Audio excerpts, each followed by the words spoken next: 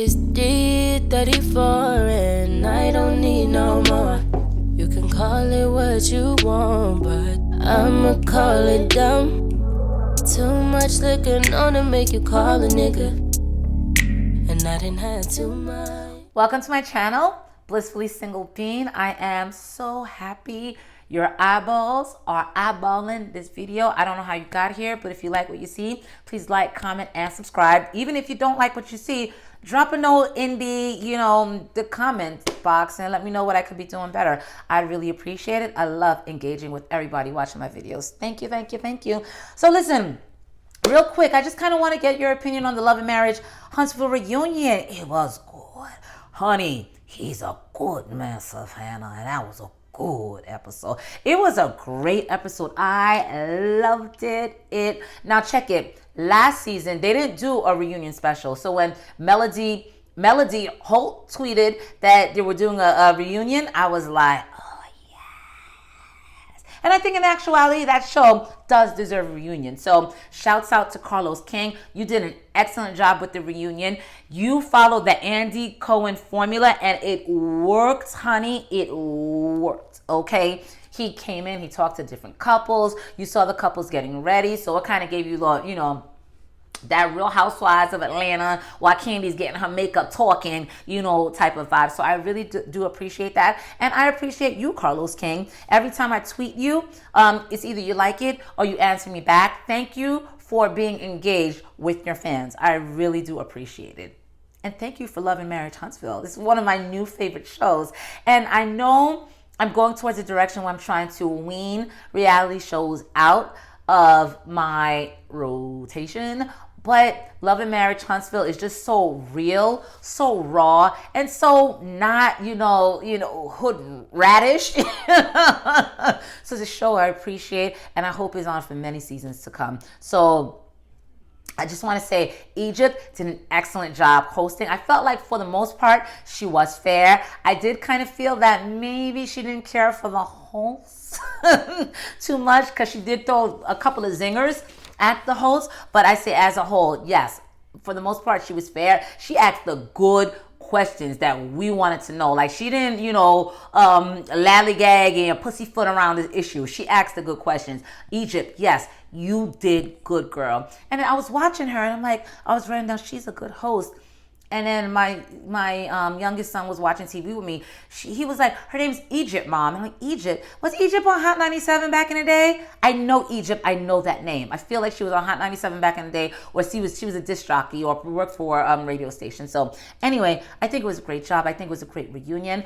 I think, oh my God, I don't know what's going to happen between Mel and Tisha, meaning I don't know if you can really repair this friendship. I don't know. First of all, I have to say, unlike Egypt, I am biased. I am biased because I love Melody, and usually Mel is not the personality that I would ride for, because I like to ride for the underdog. I like to ride for the woman that doesn't have it all together. But I'm riding for Melody because I do feel like she's being attacked. I feel that way. I feel like people are attacking her for trying to keep her family together. And I feel like the reason why they're attacking Mel is because Mel is beautiful. Mel is educated. Mel is a businesswoman that gets things done. And I think that gets under I think that ruffles people's feathers. So when Melody opens up her life and introduces a portion of her life that is not perfection, that she doesn't have together. Her marriage is a fucking mess. Being married to her husband, Martel Holt. I love when she says his full government name. Being married to him is a mess. It is embarrassing. All the stuff that I've been seeing coming out from the blogs, it's like, yeah, it's a tough situation for her to be in. On top of that, people are riding for the mistress. And it's so crazy too, because these little hood rats, these little hood boogers that, are coming after Melody, tearing her down, trying to say or insinuate that her husband is in love with the side joint. Those are the same same women dealing with the tired ass baby fathers. The tired ass baby fathers not paying any child support. The tired ass baby fathers fucking sisters, cousins, friends. They deal with the low of the low.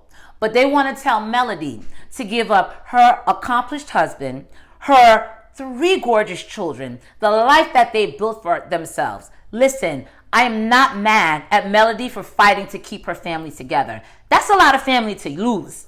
That is a lot of family to lose. And yes, her husband isn't shit. And honey, I could never deal with that. And this is why I am not married. But I understand her wanting to keep shit together. My point is, for everybody coming at Mel crazy, y'all deal with a lot less from a lot broker niggas. So, yeah. So the reunion was, I will give it an A, and I cannot wait for the second part because this was the first part.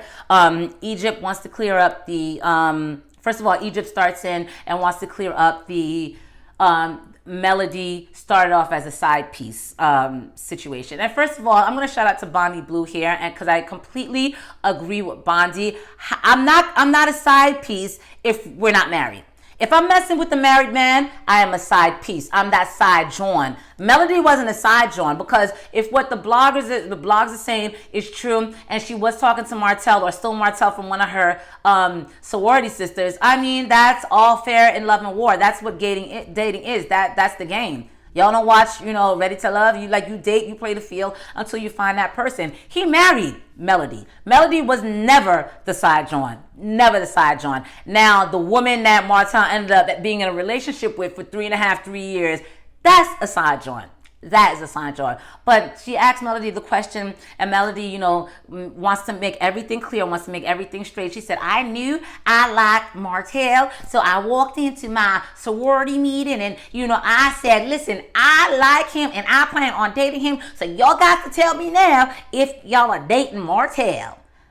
I initially, I did not believe that story. It sounded way too neat. And who does that? Who sees a guy that they like and then walks into their sorority sisters, goes into the sorority house or whatever, and announces that she likes this guy, and tell me now if you're dating him, so I'll back off. It sounded way too like she was trying to paint a bow and damage control, but Egypt was asking really good fact-finding questions, and the way that Melody was answering the questions, there was a lot of detail into it. I'm like, all right, so the story sounds corny, but I do believe that Martell was not talking to somebody else when him and Mel was dating. And again, even if he was, all's fair. Mel married him, and that may not be such a good thing. So they focus on Marceau, and the role he plays as a father. And Marceau was very honest. Marceau was like, listen, I got married believing there are certain roles, and of course, Marceau is a very roles-driven guy. He reminds me of my ex, my baby father. Like, this is what you're supposed to do. This is your job, your job, your job. I used to live with my ex, the father of my kids, and my job was to cook, clean, pay 95% of the bills, and I wanted to choke the hell out of him every time I would ask him for help, and he would tell me something was my motherfucking job.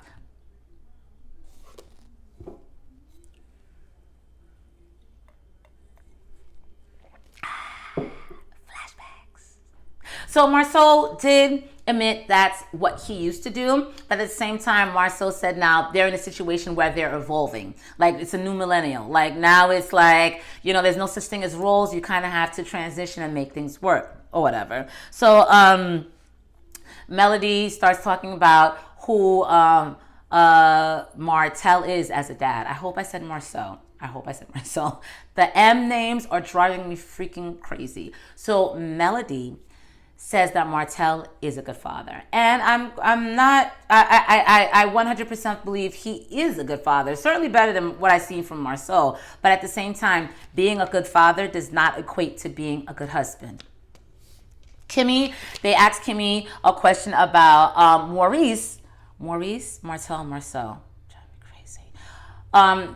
They asked Kimmy a question about Maurice and Monster and their relationship, and Kimmy thinks I absolutely love it. Like, she loves the father and son bond, so she's here for it. So the next scene, they show snippets of, oh my gosh, it's just so cringy. Like my son says, cringy, Mom. They show snippets of Mel and Tisha's relationship through season 1 and this season. And then even Egypt was like, you girls are brutal. And I 100% agree and stand by it. They're just awful to each other. They really are. And as much as I love Mel, Mel gives it as good as she can take it from Tisha. So I will be fair on that end. But at the same time, I feel like Tisha's not very intelligent, and the only way that she can counter Mel's intelligence and Mel's snappiness and Mel's reads is to throw out receipts. And I feel like that's what it is. So they go back and forth. And then Tisha, she has that podcast that she developed about being a mommy and everything else, which I think is bullshit, because wasn't last season like you were handcuffed to a stove begging Marceau to give you a chance to work? So you're the last person that I want to get a podcast. I want to hear a podcast like that from. At the same time, Mel, as much as I love you, I can't buy tickets to an event where you're lifting up, the wife when you're taking all this bullshit from your husband. Again, I understand that you're trying to keep your family together, but in that circumstance, stay in your lane. Oh gosh, Mel, I love you, and I love the way you dress, and I know it's from Tom Ford. Thank you for tweeting me back. Damn, can you let her sister know how she could afford a Tom Ford? Anyway, is it Tom Ford? I think it was Tom Ford. Anyway, Mel's annoyed because Tisha named her podcast Blueprint. And when you pan to season 1, Mel and Tisha are talking, and Tisha wants to know how to, be a mom and to be a Mrs. Woman. And Mel said, let me tell you something. How about if I give you the blueprint? How about it if I give you the blueprint? So for Tisha to incorporate Blueprint into her new podcast is a little suspect. At the same time, Mel, you can't claim a copyright on the word blueprint. You can't do it. But girl, I understand what you're saying. It did seem kind of like copycatish to me. So the ladies are going back and forth for a while, and then after Egypt gets tired, she pulls Kimmy into it.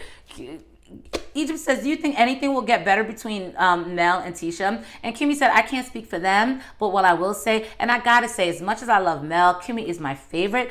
Kimmy was a little bit messy season 1. Season 2, she just kind of found her core. She found her balance. She said, I can't speak for those two, but I will say, with Kimmy and Mel, they used to go back and forth all the time. They got to a point where they knew how to speak each other's language, okay? Where they knew how to say, this is what you did to hurt me, okay? And I don't want you doing that.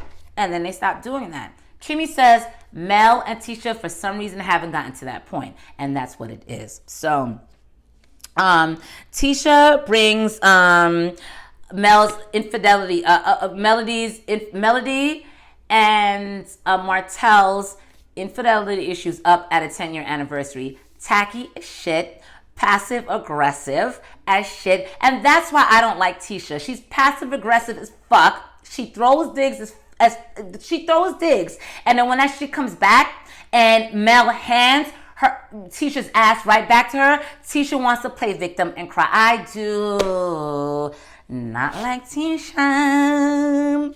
So a part of those digs are the BMW comment. And come to find out, when Tisha made that dig, I felt so hurt for Melody. I'm like, Dad, she must have had some good receipts to throw that dig out at that woman. Come to find out, the receipt was a picture of the mistress's wife that Melody sent Tisha. Tisha, bitch, really? Tisha, I thought you went to the dealership with the other woman. Tisha, I thought you saw a bill of sale with Martell's name on it.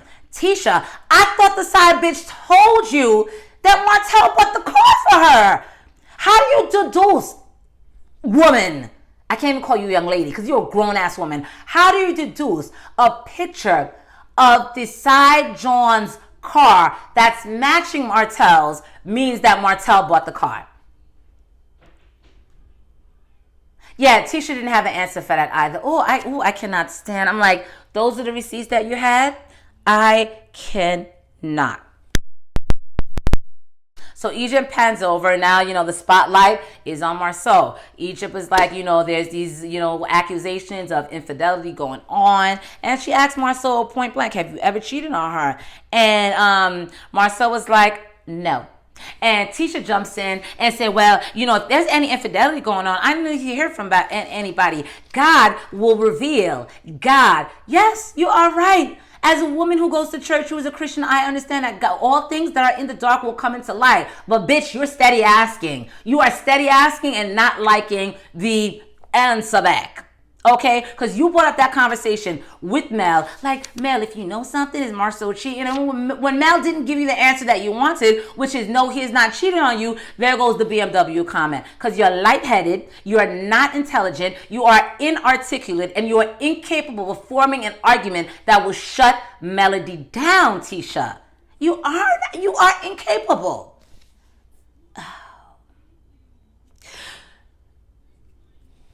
So Egypt asks, or goes back to